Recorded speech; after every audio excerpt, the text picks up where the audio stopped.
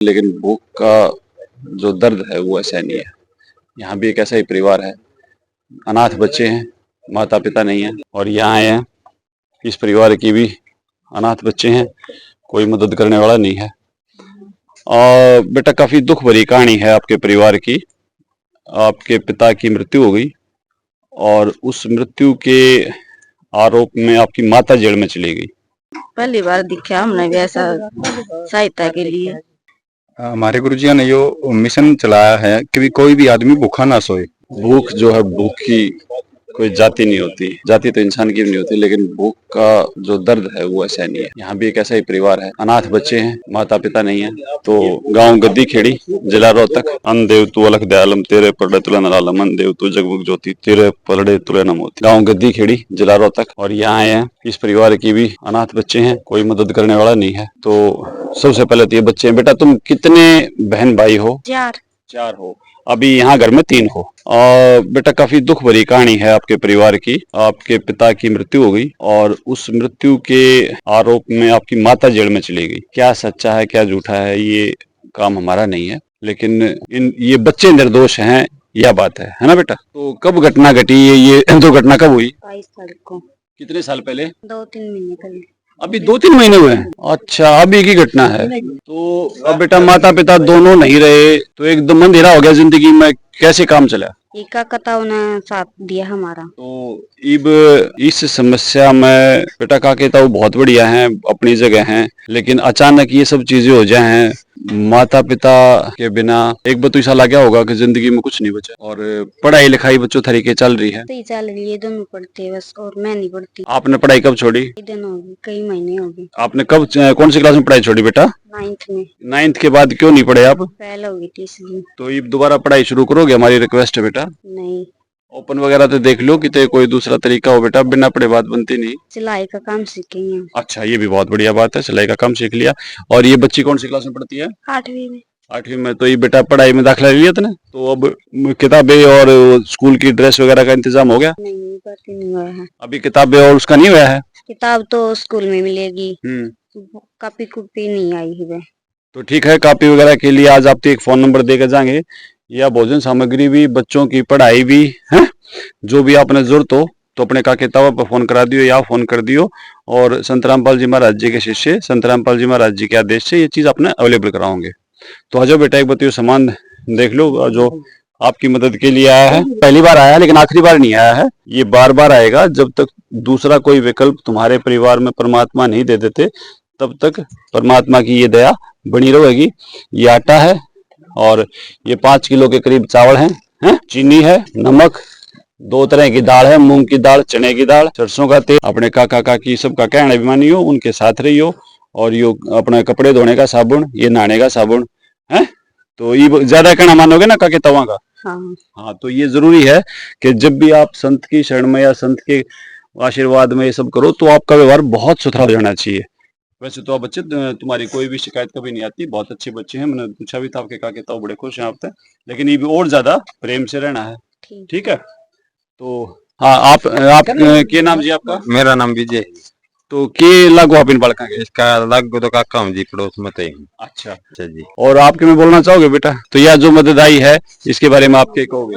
बहुत बढ़िया कराया है जी आपने। गरीब बच्चे खाते हैं। तनु काम बड़ा अच्छी बात है भैया, इनकी मदद करते रहो भाई। इतना कोई भी बालक साड़े नहीं होते, ये इतना पढ़ते लिखते नहीं भाई। चाचा चाची भी इनकी मदद करा, हम तो पड़ोस में। हाँ अच्छा अच्छा। हाँ, तो बहुत बढ़िया कराया है जी आपने। चाचा चाची भी मजदूर हैं और भी मजदूरी करे जो अपना, आज महंगाई इतनी है, अपना पेट पालना मुश्किल हो रहा है, फिर भी इन बच्चा का भी कर रही है। कई बच्चे। हाँ ठीक है जी, बहुत बढ़िया कराया जी। तो संत रामपाल जी महाराज जी ने यह कराया। तुमने कभी देखा है तुम वो ढोली तुमने बिनु घरा बूझ जाओ है और फिर उसके बाद गरीब आदमी हटो है और फिर ये सामान पहुंचाओ है? नहीं नहीं है ना, बाहर खातर भी बहुत बढ़ी जाए। हम अपना यो माइक और ये कैमरा लेकर आए। हाँ, ये आप बताओ इसके बारे में क्या कहना चाहोगे? पहली बार दिखा हमने भी ऐसा सहायता के लिए। अच्छा करे जी। इसके चाचा ताऊ है, इनके कई कई बच्चे हैं, ये बेचारे अपने बच्चा न पाला कि न पाला, वो भी मजदूर आदमी है। अपने लिए बहुत सहारा दिया जी इनके लिए। कुछ चाचा ताऊ का सहारा लगेगा, कुछ आपका सहारा लगेगा, तो ये बच्चे पार हो जाएंगे जी। और ये तो यो है कि ये महाराज जी ने ये बच्चे अपना लिए, ये तो पढ़ाई लिखाई करेंगे और आगे भी कोई जरूरत पड़ेगी तो संत के आशीर्वाद की शक्ति तक बहुत सारे काम तो वो बन जाए हैं, जिसका इतना बड़ा बाप हो जाए है तो फिर बड़का के काम करे रुके हैं, है ना। हाँ, नहीं रुका जी, बढ़िया जी, आपने बहुत अच्छा काम कराया बच्चा के लिए। हम तो नुका न्यू करते रहो, न्यू इसके चाचा ताऊ भी सारा लाए रहेंगे, खुद आप लाए रहेंगे। तो ये बाहर भी खड़े हैं इनके चाचा ताऊ, तो उनसे बात करेंगे। तो इन बड़का के बारे में क्या कहना चाहोगे? बजी इनकी मदद कर दे जितनी तरफ हो जाती है। तो ये संत रामपाल जी महाराज जी शिष्य हैं, तो इनसे हम बात करना चाहेंगे कि इस व्यवस्था में कैसे कुछ ये अभियान जो है वो बड़ा गजब का चला रखा है, आप अपने अनुभव बताइए। हमारे गुरुजियों ने यो मिशन चलाया है कि कोई भी आदमी भूखा ना सोए, तो उसके लिए हमारे गुरुजी हमें प्रेरित करते रहते हैं, भाई आप गांव गांव जाओ, घर घर जाओ, पता करो कोई मजबूर, बीमार, लाचार, बेबस, बेसहारा परिवार हो, उसकी हर संभव मदद करो। उसके नादान बच्चे हैं, उनकी पढ़ाई की जो खर्चा है, जो व्यवस्था है, ड्रेस की जो व्यवस्था है, उनकी खाद्य सामग्री की जो व्यवस्था है, उसके लिए हमारे गुरुजी हमें आदेश देते रहते हैं, हमें प्रेरित करते रहते हैं भी इस तरह की आप व्यवस्था समाज में करो। तो ये जो आपका फोन नंबर दिया गया है, तो फोन नंबर दो जी आपका अपना, इन बच्चों को कैमरे के सामने दो और फोन नंबर इन बच्चों के पास होना चाहिए।